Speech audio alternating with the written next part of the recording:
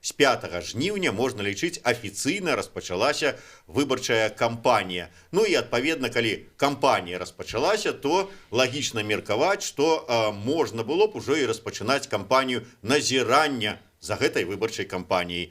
Пра тое, ці не зарана назіраць ужо зараз, што плануецца рабіць і ўвогуле ці ёсць сэнс у такім назіранні у нашай беларускай палітычнай рэчаіснасці. Мы сёння і пагаворым з маімі гасцямі ў студыі, а это каардынатары назірання за выбарамі, незалежна ад такого вот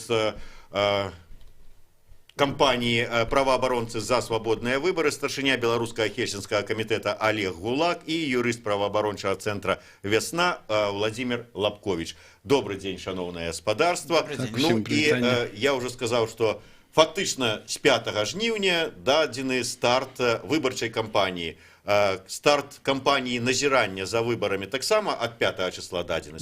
Дадзены, так, ужо дадзены. Это звыклая наша практика пачынаць працу назіральнікаў, назірання якраз з моманту кампании. Ну, это значит, что мы таксама рыхтаваліся загадзя. Калі дадзены старт кампании выбарчай, мы пачынаем за этим назіраць. Уладзя, але за чым назіраць? Вот нават старшыня цэнтр выбаркама Лідія Ярмошына скардзіцца, ну і кажа пра тое, што вот яе палохае тое, што ніякай актыўнасці не праяўляюць палітычныя партыі. Вось нібыта старт выбарчай кампаніі дадзены, а ніякай актыўнасці. За что назирать, зачем назирать вот назиральникам? Ну, в принципе, тут можно погодиться со господаранней Ярмошиной, но она сама все робила на час свое там знаходжання на гэтай пасадзе для того, каб актыўнасць палітычных партый до гэтага процесса, які у нас называется выборами, был минимальный. Тому, скажем, это з большего е заслуга, она павінна себе наракаць, а не гэтыя палітычныя партыі, чаму актыўнасць зараз такая мінімальная, а назіраць все роўна ёсць. Зачем? Потому что калі в краіне ёсць такі вот даніна такая абрядавая даніна, што ўлада павінна праходзіць пэўную працэдуру, якую у нас фармалізавана, якая называецца выбарамі, то і калі ў грамадстве ёсць такі працэс, і ў ім задзейнічана там фактычна 7 мільёнаў паўнагадовых грамадзянаў краіны, то, безумоўна, праваабаронцы павінны і мусіць за гэтым назіраць. Мы павінны адказаць, і наша кампанія будзе адказваць толькі на одно пытанне. Наколькі вось у гэтых 7 мільёнаў грамадзян Беларусі было магчымасць прымаць удзел у фармаванні прадстаўнічага органа ўлады, які называецца парламентам. І у простых выбаршчыкаў, у кандыдатаў, то бок там пасіўнае і актыўнае права.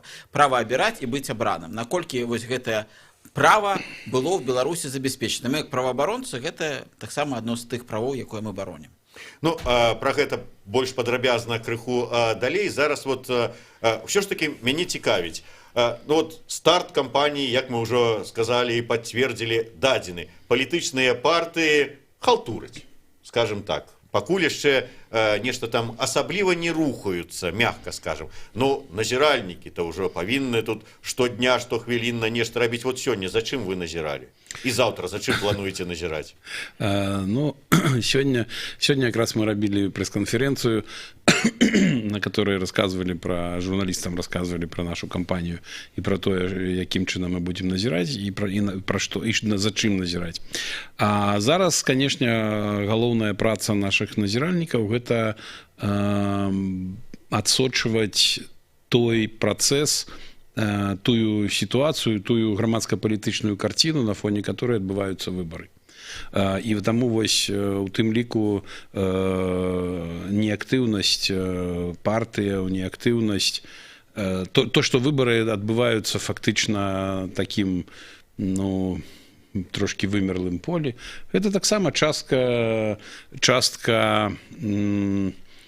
наших высноваў, частка таго, што мы фіксуем, бо гэта важна.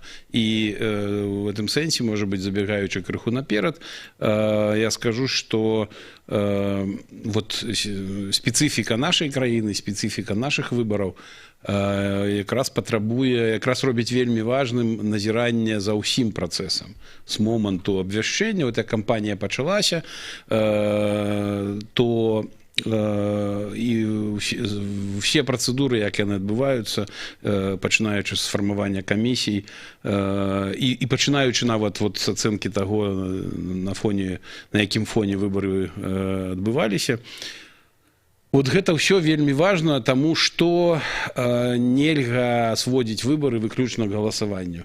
Бо выбаршчыкі, мало таго, што павінна быць працэдура галасавання сама па сабе правільная і дастаткова якасная.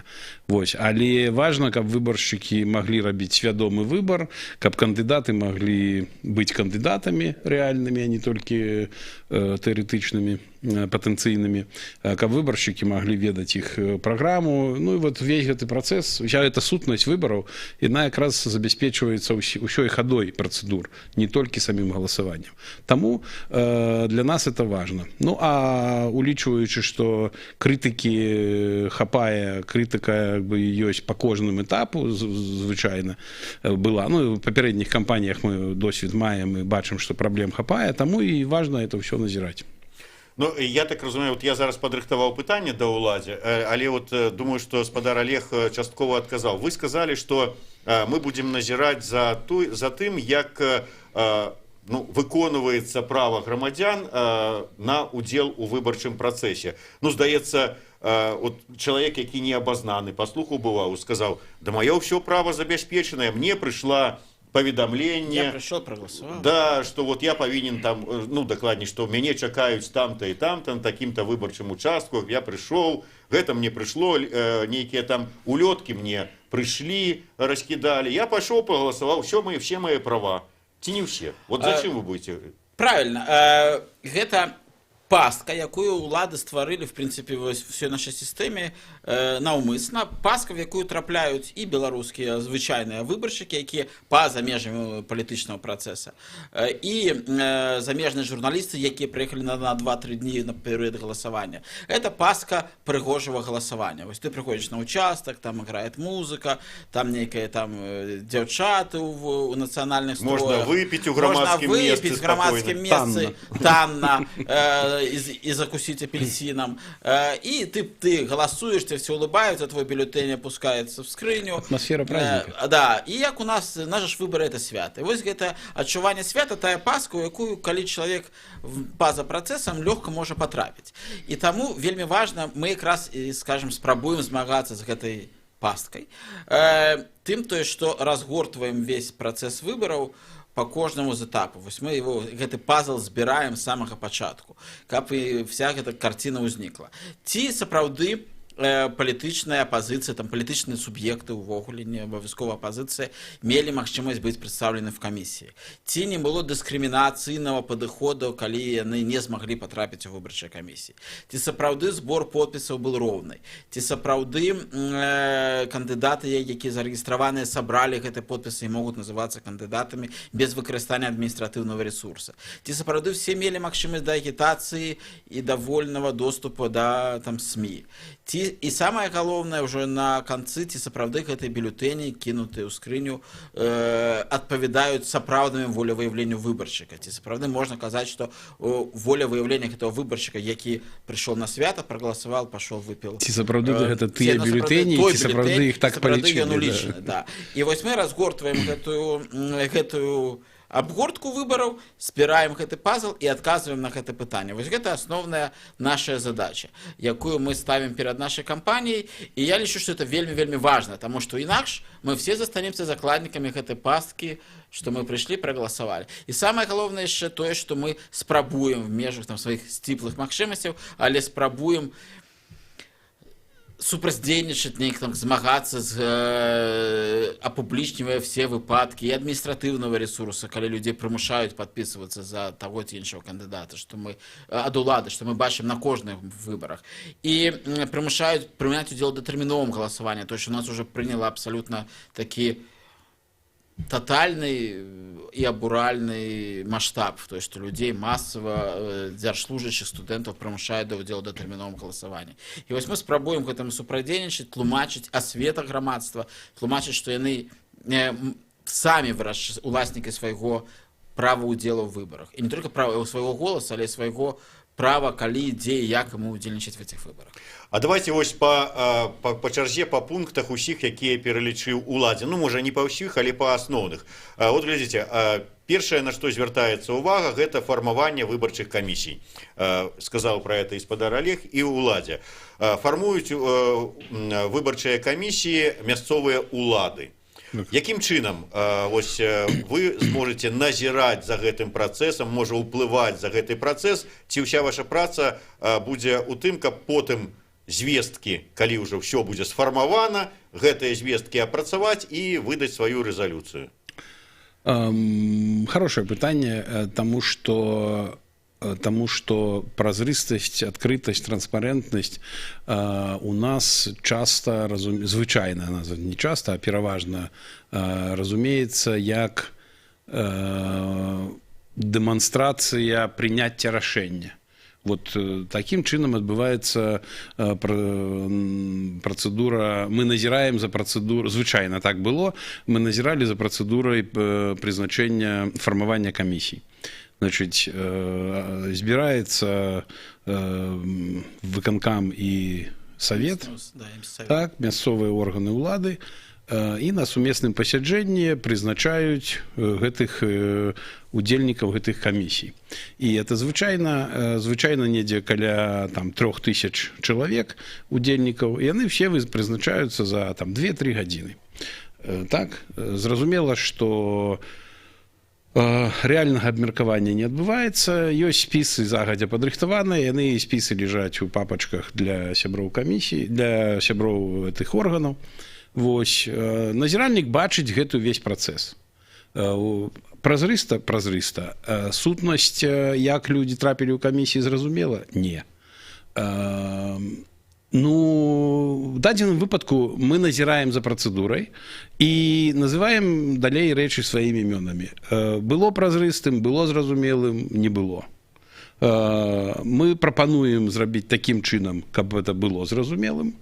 Ну, часткова нашы прапановы ўлічваюцца. Вот зараз уведзены патрабаванні для кандыдатаў, для тых людзей, которых уключаць у камісіі, там асабістыя якасці.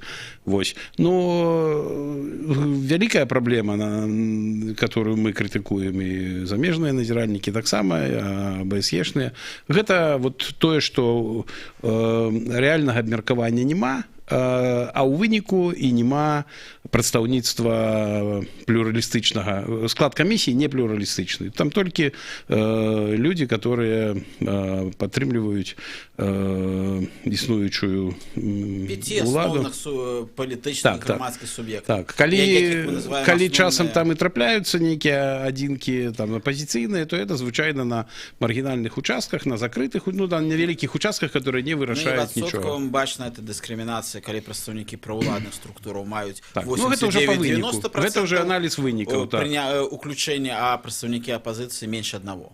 Але працэдуру, пагадзіцеся, што гэту працэдуру паназіраць важна. Мы перарвемся на невялічкую паузу. Я нагадаю, што гэта сумесны стрым Еўрарадыё і Е-прамовы. Олег Гулак, Уладзе Лабковіч, абмяркоўваем, як будуць назіраць за будучымі парламенцкімі выбарамі.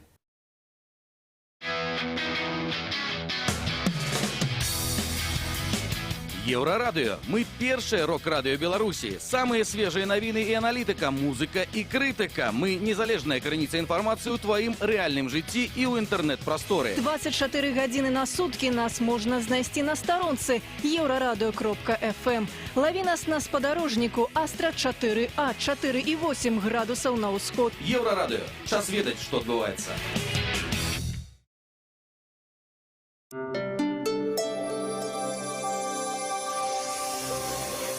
Еўрарадыё. Навіны – наша справа. Вітаю каротка пра асноўныя падзеі. Ва ўшацкім раёне на беразе возера Чарсцвяды знайшлі фрагменты загараднай рэзідэнцыі полацкіх князёў 12 стагоддзя. Гэта сенсацыйная знаходка фрагментаў такіх рэзідэнцый за межамі гарадоў, ідэнтыфікаваныя ўпершыню ў гісторыі беларускай археалогіі. Археолагі не выключаюць, што ў гэтай рэзідэнцыі мог бываць славуты Усяслаў Чарадзей. Там адкапалі печ, кніжную зашпільку 12 стагоддзя, кераміку і наканечнік стралы. Гэтыя і іншыя знаходкі сведчаць, што ў гэтай рэзідэнцыі адпачывала вельмі статусная асоба. Паводле археолага Марата Клімава. Сілавікі ў Кыргызстане ізноў пайшлі на штурм дома экс-прэзідэнта Алмазбека Атамбаева. Піша пра гэта «Новая газета». Паведамляецца, што ў бок рэзідэнцыі паехала калона сілавікоў. Тым часам дом экс-прэзідэнта атачылі сотні яго прыхільнікаў. Відавочцы кажуць пра пажар і пра выбухі светлашумавых гранат. Супрацьстаянне адбываецца з учорашняга дня. Паводле звестак Мінздароўя Кіргізстана, пры сутычках у Койташы пацярпелі ўжо 79 чалавек, як мінімум адзін чалавек загінуў. Лідія Ярмошына лічыць, што каралям інтэрнэта ў Беларусі выбараў не выйграць, бо самыя актыўныя выбарцы старэйшага ўзросту глядзяць тэлебачанне і чытаюць газеты. Таму у кандыдатаў, якія зробяць стаўку на інтэрнэт, шансаў мала. Нагадаю, што выбары ў палату прадстаўнікоў нацыянальнага сходу Беларусі прызначаныя на 7-17 лістапада 2019 года. У пятніцу зноў чакаюцца дажджы ды навальніцы. Уначы пераважна па поўначы краіны пройдуць дажджы, месцамі па Віцебшчыне моцныя. Зранку і ўдзень чакаюцца кароткачасовыя, потым нават і навальніцы. Уначы тэмпература паветра 10-15, удзень ад 20 да 26-29 градусаў вышэй за нуль.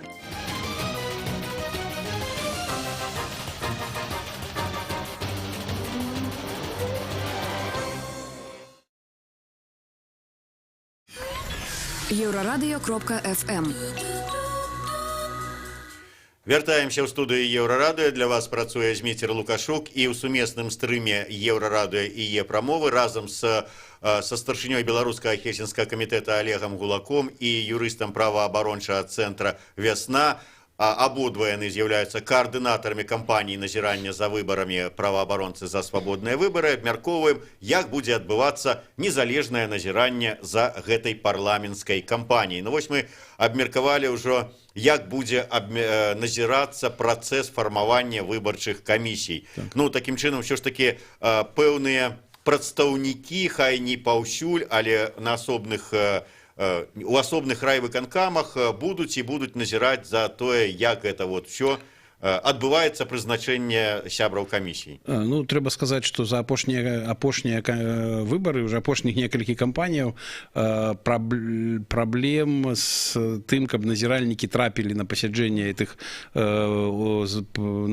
на которых фармуюцца камісіі, практычна ўжо праблем не было. Калі раней затым увесь час сутыкаліся са складанасцямі, то зараз гэта адпрацавана, іх запрашаюць, дазваляе такая магчымасць ёсць, прыйти, прысутнічаць, бачыць працэдуру, гэта ўжо як бы нармальна, да, ўжо звыкла працуе.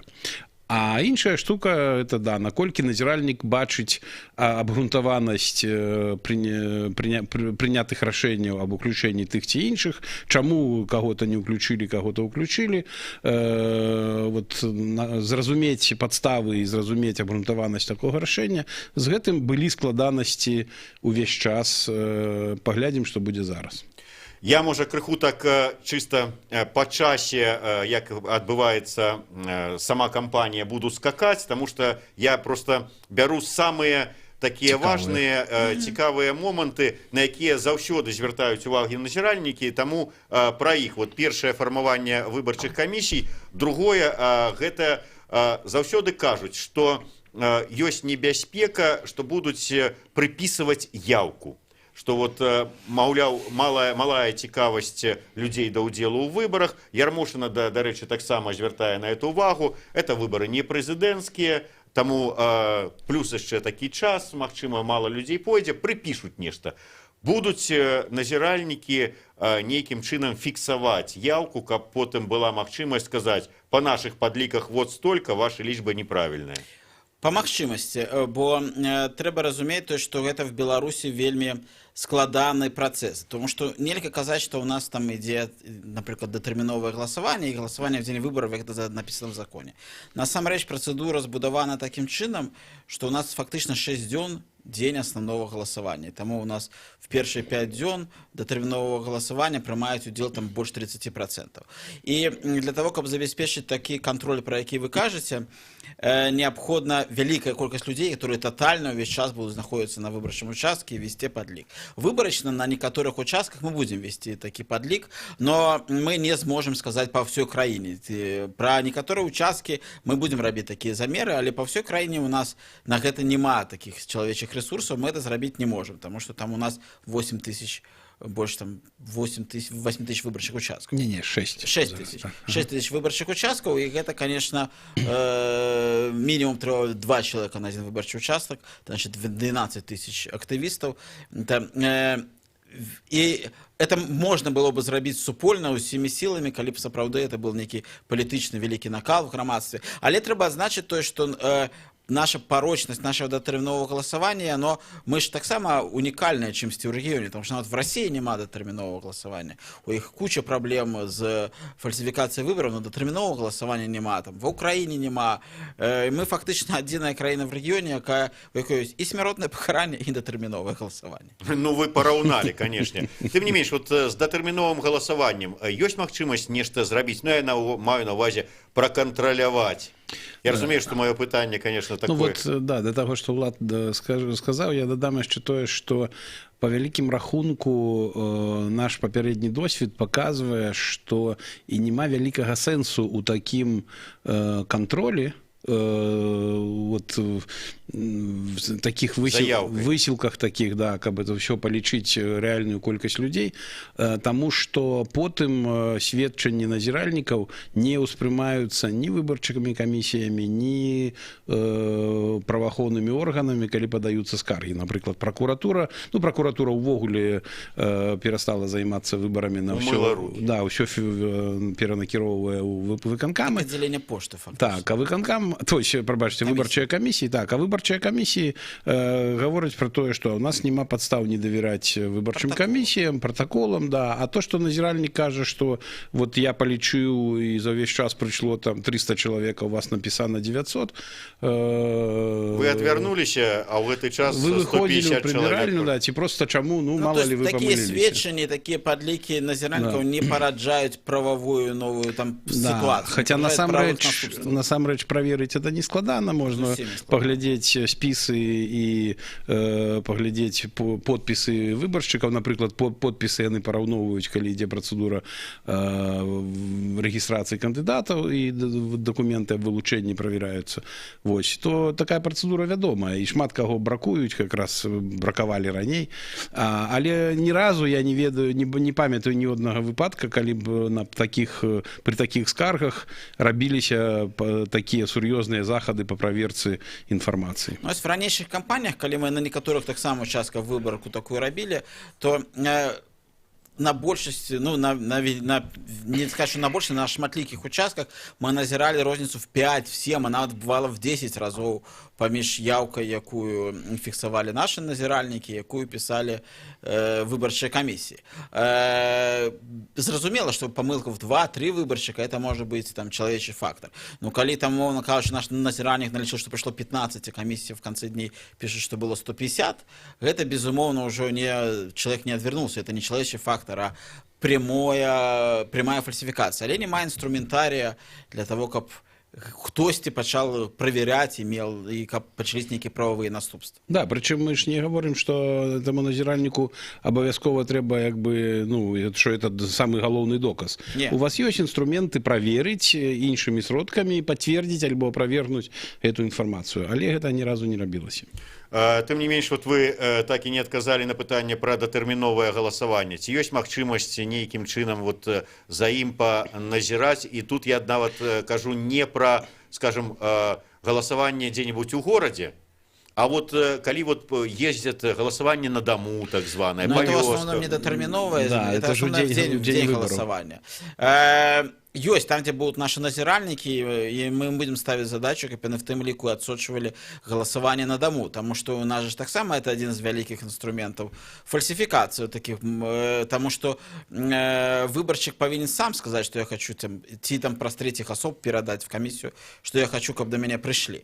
А так как у нас тотально берецца спіс, ходзіцца па кватэрах, это, конечно, незаконна. Ці, напрыклад, як на адным выбарчай акрузе ў Барановичах на пазамінулых выбарах, дзе колькасць прагаласаваўшых на даму, калі там падзяліць на час, который камісія заняла, там 2 гадзіны хадзіла і прыйшло там з кучай бюлетэняў прагаласаваўшых. Атрымліваецца, што на аднаго выбаршчыка камісія траціла там 11 секунд, напрыклад, каб ён прагаласаваў. Ну, это зразумела і відавочна, ну, немагчыма, калі 2 чалавека, нават тэхнічна немагчыма. Калі хтосьці гэта паўтарыць, то гэты чалавек заслугуе, і гэтая група людзей заслугуе кнігу рэкордаў Гіннеса, да. Но гэта ж ніхто не праверяе, гэта ж все, скажем так, умоўна кажучы, у нас ёсць 2 праблемы, то есть што і у нас, як у назіральнікаў, ёсць 2 праблемы. Мы не можам дамагчыся наступлення нейкіх прававых механізмаў абароны той інфармацыі, якую мы здабылі як назіральнікі, таму мы тут моцна выкарыстоўваем інфармацыйныя фактары. У нас ёсць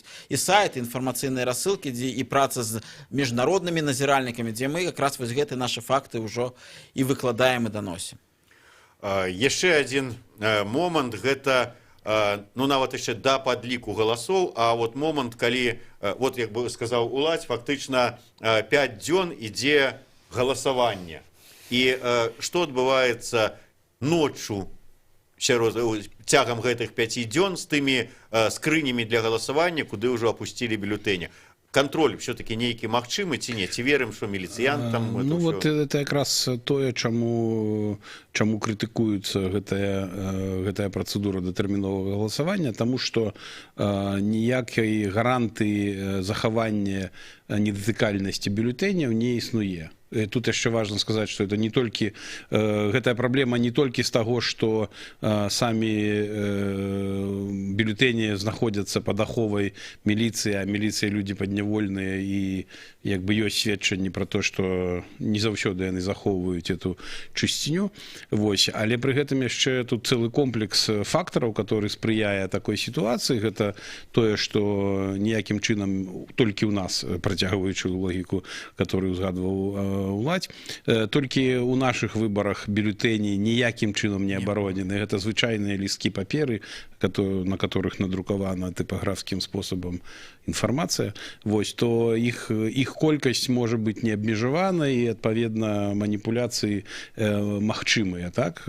Вось. І таму, канешне, тэарэтычна ўлады б маглі зрабіць гэту працэдуру, дазволіць яе зрабіць празрыстай, калі б дазволілі альбо захоўваць скрыню ў асобнае памяшканне і доступ да яе быў закрыты, вось, альбо дазволіць прысутнічаць назіральнікам. Вось, ну, у кожным выпадку такія варыянты магчымы, але ніколі, зноў жа, таких крокаў насустрач не было, і рэальна назіранне забяспечваць не ўдавалася. Тут же вельмі важно то, что такое демократичный выбор. Это коли все згодны з вынікамі выборов, и все давяраюць вынікам выборов. Коли оппозиция, и в першую чаргу тых, хто прайграў, давяраюць вынікам выборов. И коли оппозиция кажа, что мы не давяраем, як ахоўваюцца бюлетэні датэрміновага галасавання, любая улада павінна было бы зняць в іх недавер. То бок зрабіць гэту працэдуру для них справедливой. Для палітычных суб'ектаў. Тым больш мы, як назіральнікі, мы заўсёды гаворым, што глядзіце, мы для вас можам быць якраз аховай. Мы гатовы пацверджваць, нават не арбітрамі, мы гатовы пацверджваць, што працэдуры былі правільныя і ёсць давер. І калі нехта будзе крычаць, што не, то да, мы бачылі, это было. І калі ўлады з несмертным боем стаяць, як апошні рубеж, стаят на этом датэрміновым галасаванні і на такой форме падліку галасоў, якая у нас ёсць, то яны яшчэ больш і больш з кожнай кампаніі ўзмацняюць гэты недавер у грамадстве да гэтых вынікаў. Дарэчы, вот нарэшце да падліку галасоў ужо Лідія Ярмошына, старшыня ЦВК, заявіла, што такога вось падліку галасоў, на якім даўно ўжо настойваюць, што кожны бюлетень паказваецца назіральнікам і кажацца, бачыце, тут прагаласавалі за гэтага, сюды, тут за гэтага, сюды, што гэтага не будзе, будзе так, як было і раней. Ці можна сказаць, што па гэтым пункце ўжо і назіраць не трэба, ўжо ўсё зразумела, ўжо можна напісаць і адкласці, так яно і будзе. Я спадзяюся ўсё ж такі, што у нас ёсць падставы назіраць, таму што за гэтыя 3 месяцы яшчэ шмат вады уцячэ, і ўсё змяніць яшчэ можна, і цэнтр выбаркам, і іншыя выбарчыя камісіі да апошняга маюць магчымасць гэту працэдуру змяніць, і это не выключана, і это одно. Другое, што мы як назіральнікі якраз не маем нейкай перадвызначанай пазіцыі і адразу там рабіць высновы. Зараз все, што мы расказвалі, это досвед папярэдніх кампаній, мы не гаворым, што так будзе зараз. Мы просто ведаем, на што трэба перш за ўсё звярнуць увагу, дзе крытычныя моманты былі і што трэба адсачыць. Калі мы пабачым, што это было па-іншаму, калі это было лепш зроблена, то мы з радасцю это адлюструем. Таму і тут зараз нас непакоіць, конечно, такое выказванне, это нехорошо, але можна ўсё змяніць, і калі яны зменяць, то мы з радасцю скажем, што было по-другому. Вось, конечно, калі адбудзецца тое ж самае, што было, то мы, по-ранейшаму ёсць падставы гаварыць пра тое, што нават самыя сябры камісіі не ведаюць рэальных вынікаў выбараў, таму што кожны можа падпісацца толькі за тое, што ён палічыў сам. А што лічыў у гэты час сусед, прабачце, на якой падставе можна... Да, то есть, атрымліваецца, сябры адной камісіі не могуць сказаць, што ці па выніку правільна падлічыў агульную колькасць старшыня камісіі, якому здаюцца звесткі на аркушыках, ці неправільна? Конечно. Сябры камісіі, падпісваючы выніковы пратакол, не ведаюць, ці сапраўды правільна былі падлічаны бюлетэні на гэтым выбарчым участке. Они робят юрыдычна значнае дзейства, падпісваючы гэты важны дакумент, які прадугледжвае адказнасць, не ведаючы, просто на глебе кругавой парукі толькі давяраючы, але не ведаючы дакладна, ці яны падпісваюць тое, што адпавядаюць рэчаіснасці. Тым больш, што вот толькі што адбыліся некалькі цыклаў, некалькі выбараў в Украіне, і нашы назіральнікі, тыя актывісты, которые прымаюць удзел у нашем назирании, были международными назиральниками в Украине, там же были международными назиральниками представники Белорусского центра выборкама, и мы бачили, як эта процедура працуе нормального подліку, до которого нема потым недоверу. І мало все суб'екты давяраюць выніку гэтага галасу. Што самае цікавае, у дадзеным выпадку нема даверу за тое, ці сапраўды абралі правільна, свабодна, празрыста і законна вот гэтага прадстаўніка улады, ці там, скажем, там дырэктара школы, ці і тое ж самае тычыцца і прадстаўнікоў апазіцыі. Вот чаму да гэтага ідуць спрэчкі, што, скажем, Канапацкую ці Анісім не прызначылі депутатам, а абралі. Потому что вот не могут... Калі праблемная працэдура, то недоверу вы не важно, кто становится. Вся гэтая працэдура заганная, яна паніжае легітымнасць кожнага депутата, які знаходіцца, і всего органа цэлым. Паніжае легітымнасць у вачах як міжнароднага грамадства, так і ўнутры краіны. І не мае значэння, гэта прадстаўнік апазіцыі ці прадстаўнік улады. Коротко, спадар Олег, на заканчэнне. Все ж таки ёсць спадзяванні, што праца вот вас, як назіральнікаў вашай кампаніі, сёлета будзе адрознівацца ад умоў працы, якія былі летась, пазалетась? Мы аптымісты, і мы заўсёды робім, спадзяючыся на лепшае, і мы заўсёды гатовыя для того, каб зрабіць лепш і даць магчымасць зрабіць лепш. І наша праца менавіта на гэта накіравана. Але вы хочаце? А будзе тое, што будзе. Будзем бачыць тое, што будзе адбывацца. Дзякуй вялікі. Я нагадаю, што гэта быў сумесны стрым Еўрарадыё і Е-прамова. У мяне ў гасцях былі каардынатары кампаніі назірання за выбары, праваабаронцы за свабодныя выбары Олег Гулак, Улаці Лапковіч. Зміцер Лукашук працаваў для вас у студыі. Слухайце і глядзіце нас.